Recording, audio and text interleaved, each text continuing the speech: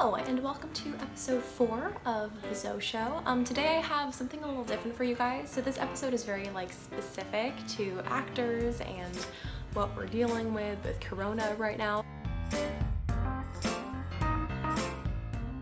A lot of this information that I'm going to be sharing today isn't from me. It's a lot of things I've learned from acting teachers over the years, stuff I've gotten from the internet, so a lot of it's not original, some of it is. So today we're just going to be talking about what I've noticed works well in self-tapes and wow, my roommates are loud.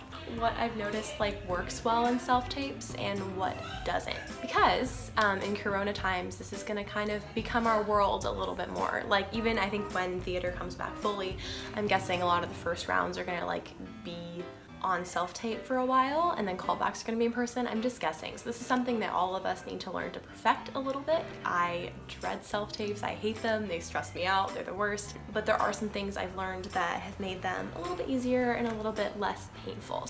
So the first thing that I've learned is you actually don't need a camera. I found that my phone and my iPad actually kind of do a better job than my camera does, especially with the sound and things like that. If you don't have a microphone, your phone is going to record way better sound than your camera, like any kind of regular camera is going to, just because the cameras tend to clip out pretty quickly, and especially for musical theater vocals, we all get pretty loud. So you want something that's going to be able to manage all that sound. Second thing, using a plain color on the background. I would not use this. This actually is the wall I usually record on, but usually I take down this tapestry and just have my nice plain gray wall.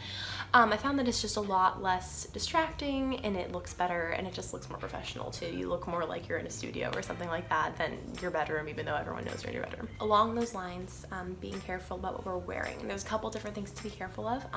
First, making sure that we're still dressed professionally, and I know this is kind of hard for me sometimes. It feels weird to get all dressed up to sing to yourself in your living room or kitchen or whatever, but it's super important to still maintain that aspect of professionalism. Dress like you would at an audition. Actually do your makeup, run a brush through your hair, all of that good stuff. Even though it feels weird, it makes a difference, and if we don't do that, it looks like we don't care. I'm also kind of going back to the background a little bit, making sure that what we're wearing doesn't blend into our background. My background that I usually use is white, a white gray, and I found that if I wear a white shirt or a gray shirt, I kind of blend into it a little bit, and then I feel like people can't really see the lines of my body. So I think it's really important to make sure we're standing out from our background as well. Next thing, really important to be in a quiet room. I am not demonstrating this well right now because I don't know what is happening in my kitchen right now, but it is very loud. Making sure that you are in a quiet room, that you're not going to have any interruptions.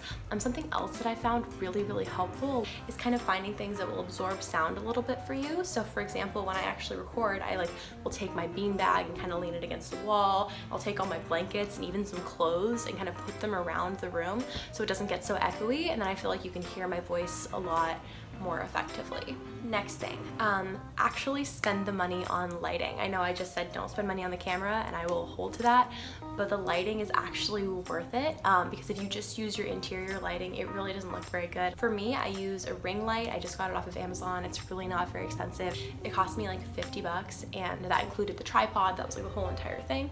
You can definitely get nicer ones or less nice ones, but this one, it was on the cheaper side, and it's worked perfectly well for me. So before I moved to New York, I had those box lights. I'm not sure what they're called, but the ones that you unfold and they have the kind of fabric nylon thing in front of them. They're probably just called box lights. But those work really well too, but the thing about those is you need to get multiple ones to kind of avoid funky shadows, whereas a ring light, you can just have one. A lot more cost effective, but yeah, really important.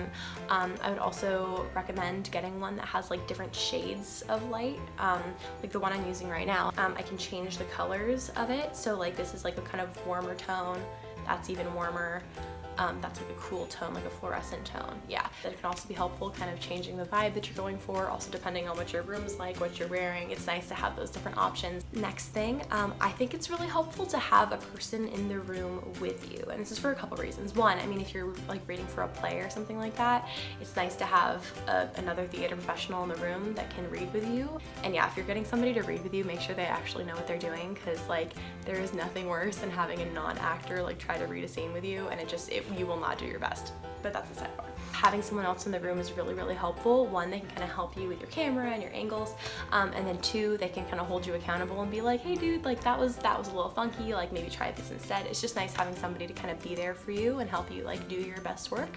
And also I found at least that if I have another person in the room, I just perform better, because if I'm really just like singing or acting or dancing to a camera like that, there's a difference in the way I perform than if there was someone else in the room that I'm performing to a little bit, which should probably not be the case, but I've noticed that it is. Angles and framings are also very important. So for example, I always record like straight on, but I also try to make sure I have kind of a medium frame. So right now, it's a pretty tight frame. I wouldn't go quite as tight as this and go a little wider, because you want to be able to see like most of your body. Like I try to go head to like right above my knees, because when you get too far away, you aren't seeing the facial expressions, and especially since film is already so disconnected, you want to alleviate that as much as it's possible. That said, I personally would recommend not looking directly into the camera. It definitely depends. Like some people tell you different things. I personally think it's weird to have somebody like sing while looking you in the eyes.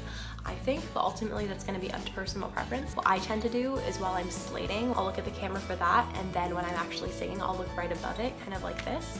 And I found that that tends to work out pretty well and doesn't feel so like aggressive in your face. This next one, this is a big one, and it's something I'm not super good about doing, but I know it's good advice. Actually setting a time limit for yourself.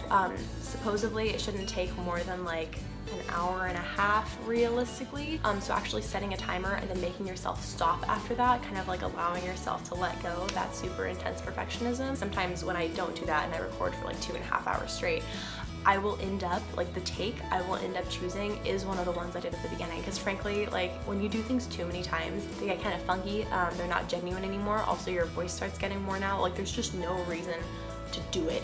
Next one is kind of more post filming. Actually take the time to edit it. I think it looks so much more professional if you, for example, see like a slide at the beginning, like I'll put, here's what I'm auditioning for, here's my name, here's what I'm performing, and then I have a cut, and then I go into my song, and then for example, if I'm gonna do another song, I'll make a cut and then go into the next one. It like shows that you put the effort in and didn't just like slap a camera on and send it in. Another thing, kind of back to the camera a little bit, making sure that we film in landscape, not portrait. I mean, obviously, but I feel like it just needs to be said. Even though when we're recording self-tapes, you can sometimes get away with not being entirely off book. Like if you want to kind of leave notes for yourself and things like that, don't do that. Like be completely memorized, completely off book, just as if you were in an actual audition, because if you're thinking about the words, you can see it. You should be so far past that point by the time you're auditioning for anything. Even though the self-tape feels impersonal and it feels like the stakes are lower, they're not actually lower. That's kind of an illusion that we give ourselves. So it's really important to like prepare what we're working on equally as if we were going to actually go audition in person. Fully prepared, wear shoes, wear heels, whatever you're going to wear, so that you're presenting the best possible version of yourself, because that's all we're trying to do. But getting really, really specific, full belt with like a heck of a lot of chest in it, doesn't always translate super well over like the iPhone or iPad camera. I've definitely found myself like mixing more whenever I'm not recording with a microphone, because I feel like it comes out a lot cleaner and clearer, and you can hear the kind of intonations in the sound, whereas when you belt, like belt, it just kind of clips off really quickly. Okay, and that's pretty much it.